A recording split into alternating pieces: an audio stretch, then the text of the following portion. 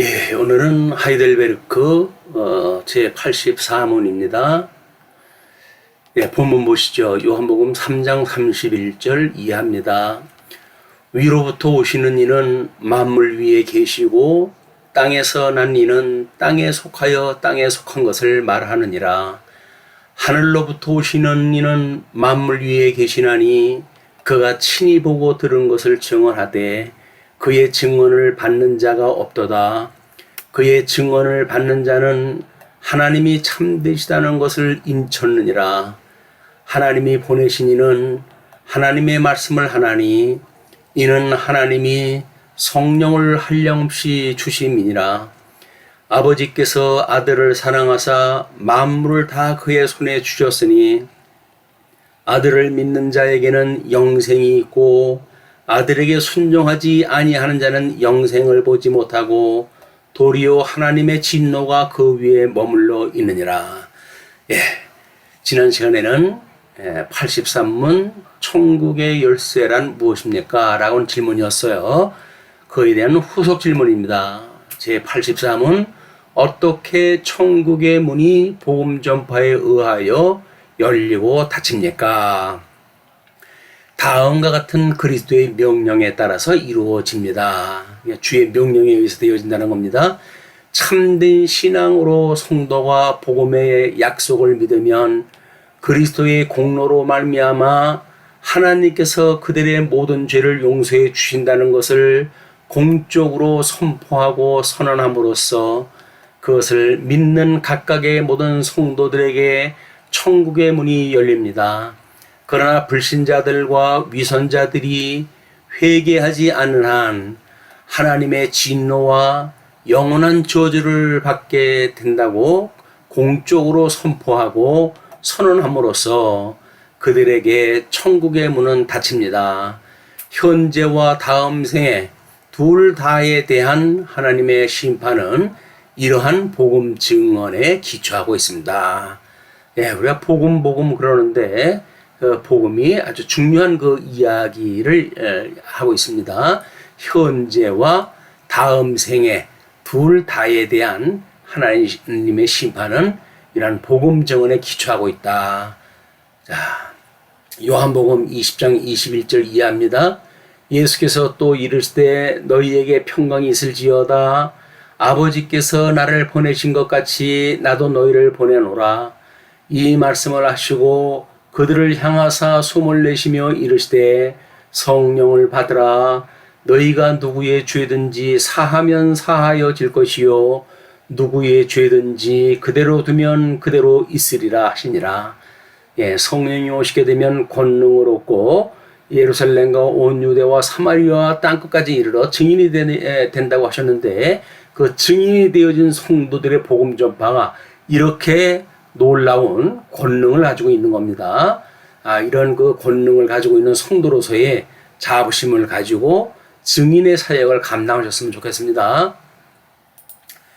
네, 다음 우리 삼일체 하나님의 언약 성취 섭리를 보게 되면 구약 성경에서 언약했던 대로 우리 신약 성경에서 이루어진 걸로 구도가 되어졌다고 그랬어요.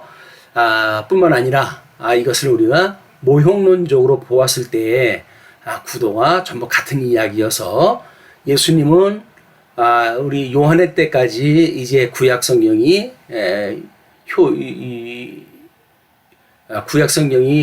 끝이 난다고 이렇게 이야기를 했죠.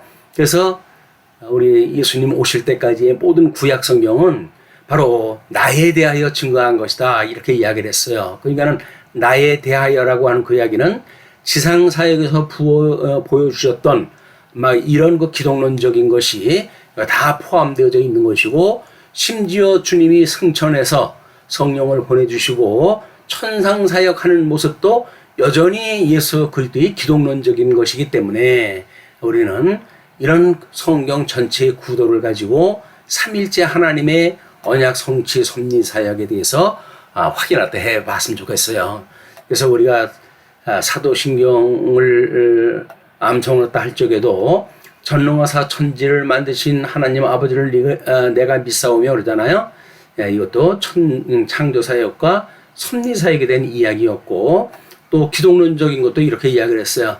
그 외아들 우리 주 예수 그리스도를 믿사오니 이는 성령으로 잉태하사 동정녀 마리아에게 나시고 본디오 빌라도에게 고난을 받으사 십자가에 못 박혀 죽으시고 장사한 지 사흘 만에 죽은 자 가운데서 다시 살아나시며, 천상사역입니다. 하늘에 오르사 전능하신 하나님 우편에 앉아 계시다가 저리로 서사한 자와 죽은 자를 심판하러 오시리라. 이거를 보내신 성령께서 우리가 성령 사역을 고백을 할 때에 성령을 믿사오며 거룩한 공예와 성도와 서로 교통하는 것과 죄를 사하여 주시는 것과 몸이 다시 사는 것과 영원히 사는 것을 믿사옵나이다. 아멘. 이런 사도신경에 대한 것이 전 성경적인 근거에 의해서 내용적으로는 지금 그걸 우리가 이걸 알려주는 거예요. 물론 우리가 이제 이것을 통시적인 입장이 아니라 공시적인 입장으로 봤을 때 이런 성육신, 공생의 죽으심, 부활 이외에도 이것이 기독론이라고 하는 주제의 신학, 또는 교회론이라고 하는 신학, 또는 구약신학이라고 하는 신학, 이런 신학에 대한 이야기였었지만은 우리가 보통 복음을 증거할 적에는 이야기 중심, 통신적으로 해서 통시적으로 증거가 되어지기 때문에 우리가 신앙 고백을 이걸 요약을 갖다 해서 신앙 고백을 하는 겁니다. 전 타임에서 이야기를 했지만 구약 성경의 할례와 유월절이라고 하는 절기는 규례는 신약 시대 때 와가지고 세례와 성찬이라고 하는 예수 그리스도의 명령에 의한 이런 규례로 영원히 우리가 있게 되어진다라고 하는 걸 이야기할 수 있겠죠. 자, 그러면 이렇게 정리하겠습니다.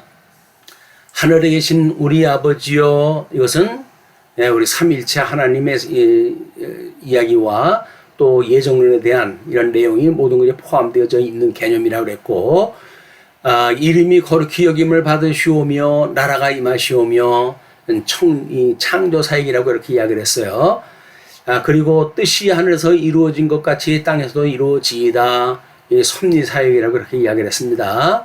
그리고 이제 특별 계시를 통해 가지고 하나님의 사역이 기록이 되어져 있는데, 오늘 우리에게 일용할 양식을 주시옵고 이렇게 이야기를 해요. 일용할 양식은 예수 그리스도의 생명의 말씀이고, 여기서는 우리가 성경론에 대한 것이 증명이 되어지는 겁니다. 뿐만 아니라 우리가 우리에게 죄의 지원자를 사하여 준 것 같이 우리 죄를 사하여 주시옵고, 이 장면에는 우리가 임재론, 또 예수 그리스도의 기독론, 또 그 기독론에 의한 구원론, 이 세 가지의 전 부분이 다 포함되어져 있는 개념을 이해하지 못하게 되면 짧은 기도 내용을 가지고는 그 의미가 무엇인지를 모르는 거예요. 그래서 우리가 그런 내용을 더 구체적으로 상고하면서 주기도를 우리가 하는 것이 하나님 앞에 옳은 기도라고 생각이 듭니다. 뿐만 아니라 우리를 시험에 들게 하지 마시옵고 다만 악에서 구하시옵소서. 성도의 견이라고 이야기를 했어요. 이게 교회론, 성령론과 교회로 된 이야기입니다. 매우 중요한 요소이기 때문에 이 내용을 이렇게 신학적인 구조를 이야기를 하고, 또는 삼위일체의 하나님의 모든 사역적인 입장을 봤을 때 우리가 나라와 권세와 영광이 아버지께 영원히 있사옵나이다. 아멘이라고 하는 신앙 고백을 함으로 해서 요한계시록에 궁극적으로 우리의 하나님, 삼위일체 하나님에 대한 전부 찬양하는 내용들로 되어져 있잖아요. 그래서 창세기로부터 언약되어진 모든 것들을 이루시는 예수 그리스도의 그 사역을 통해서 우리 모든 피조물들이 하나님 앞에 찬양하는 모습이 요한계시록에 기록이 되어져 있기 때문에 이 부분은 종말론이라고 하는 그런 신학적 우리가 주제를 함께 생각할 수가 있는 겁니다. 그래서 은혜의 방편 또는 교회의 표지 이런 것도 폭넓은 신학적 이런 관계를 가지고 우리가 이런 성경도 공부하고 또는 주님께서 가르쳐준 기도도 했으면 좋겠습니다. 그러면 이렇게 끝을 맺죠. 주 예수 그리스도의 은혜와 하나님의 사랑과 성령의 교통하심이 너희 무리와 함께 있을지어다. 아멘. 그럼 끝.